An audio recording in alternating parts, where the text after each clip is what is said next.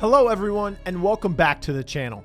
On day 2 of the ALGS Pro League, we watched a masterclass from ACEND as they were able to dominate the standings off of the success of 3 consecutive victories while racking up a tremendous amount of kill points.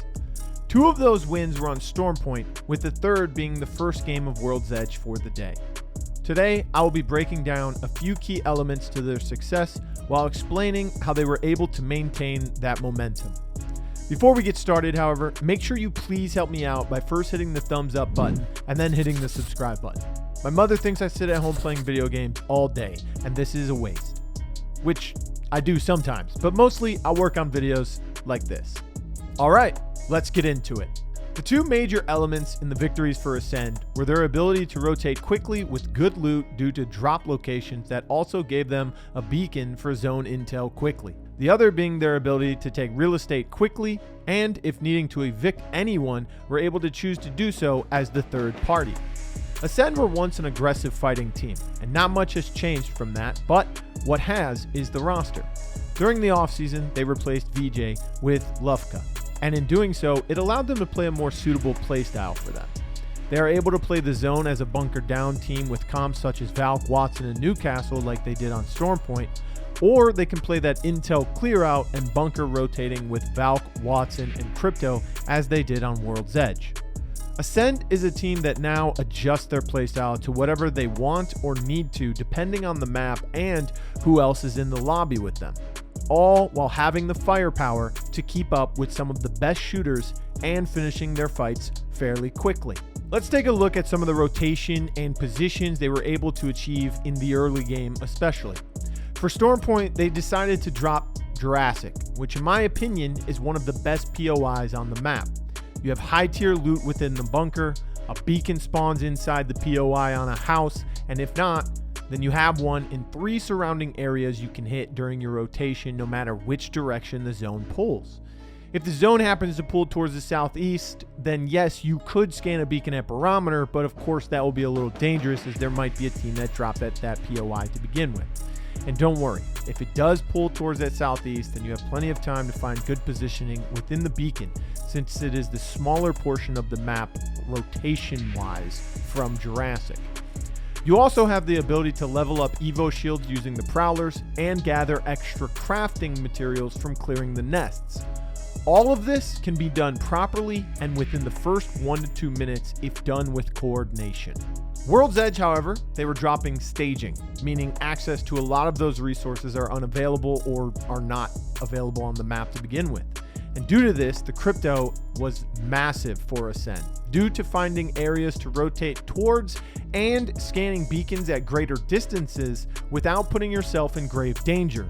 Now let's take a look at a few key fights that ACEND took in order to steal great positions from teams and set themselves up for the endgame easily.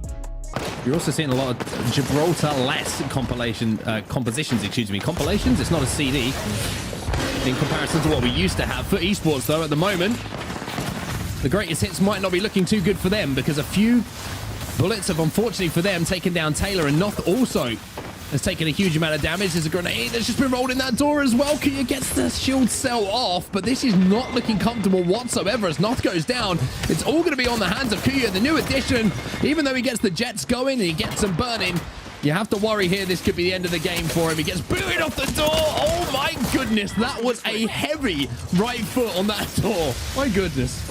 I haven't seen a right foot like that since David Beckham in the England squad, but now Turkish Stars going to be under a little bit of extra fire as well. The third party's come in, some good shots from the Turkish Stars, but unfortunately it's not enough. It's ACEND who joined that party late. They pick up the extra KP, and ACEND, who have been the kings of the rotation so far in week 2 of Pro League, carry on doing the same. Find teams that are struggling a little bit, they're a little bit weak on health, and they make it count. I mean, that was a lot of action happening in a very small space. It's a little bit like a weird underground nightclub that you find in Berlin, just a small room with a lot of music pumping and a lot of activity, to say the least. But for now, ACEND, they're going to be hitting the dance floor hardest because they have the kills in their hands. They have the position that they obviously wanted to take inside of this affectionately known as nut building, because it looks like a nut.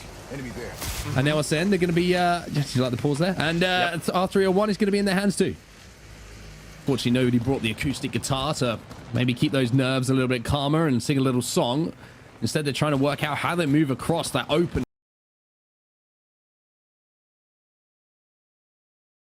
ground. They kind of have to hope that ACEND do enough damage or Totem Esports take away enough of the attention from them so that they can make a move uncontested. Speaking of Totem Esports, they're going to have to make their move now. The zone is about to close behind them. Let's jump into a listening now with Totem.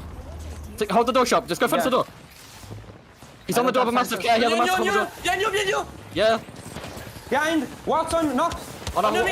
They're peeking. Care inside. There is a nade on me. Careful. There's care inside. I have no nades. The door is not care if they walk out. Yeah, care if they walk out. I know, but they destroy the fence instantly. Yeah. Just look at the door.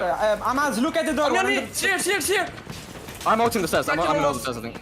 We need to wipe this. Yeah, wipe outside. I got sucked. I might die. Look at bottom cells. Look at cells. 20, they're pushing. 80. Crack the stairs.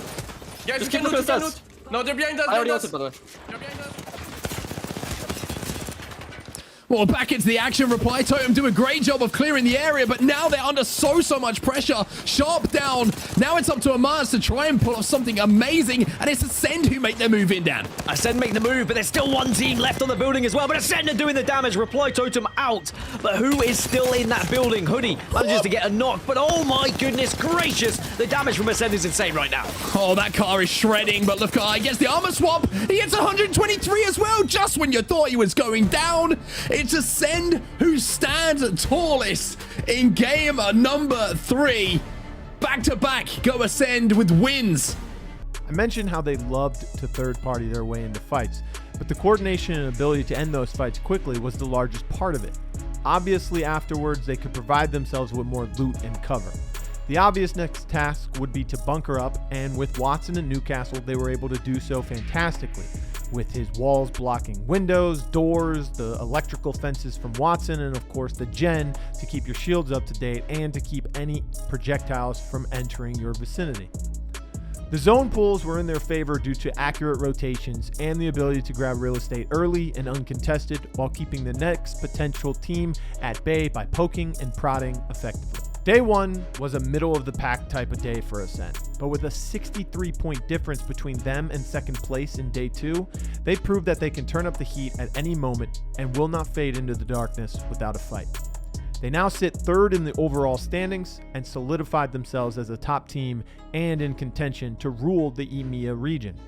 Kashera constantly improves as a team leader, all while the new addition in Lufka proves to fit into the roster nicely.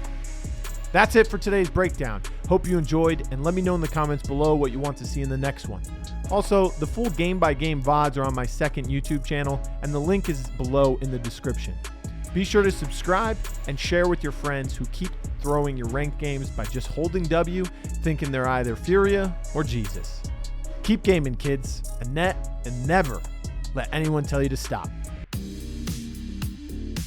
Oh, hello there. It's Blue. I'm a terrible dancer, so ignore that version of me on the screen and listen to my voice when I say thank you for watching my video. I hope you enjoyed it. Make sure you like, share, subscribe, and of course, click on another video of mine. I heard you'll like those over there. They're pretty good.